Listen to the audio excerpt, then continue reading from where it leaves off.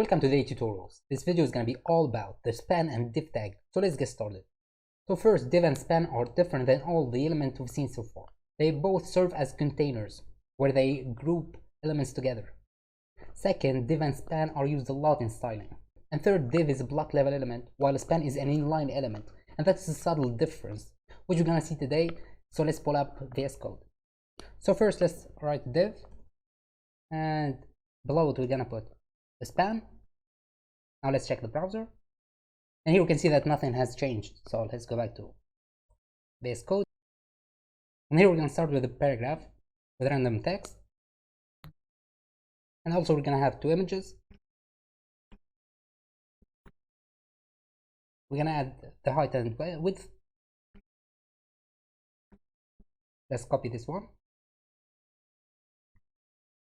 Now let's check the browser.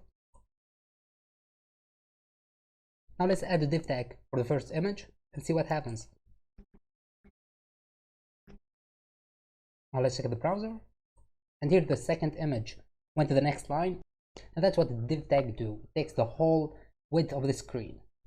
Now let's go back. Let's get rid of the div tag that we just added, and let's put the div tag for the second image. Now let's check the browser. And here nothing changed because the div tag also goes to the next line automatically. So let's go back to the VS Code and try the same thing with the span, and let's see the difference. Here I'm going to remove the div tags, and I'm going to add the span tag for the first image. Now let's check the browser, and here both images are in the same line. Let's try the same for the second image.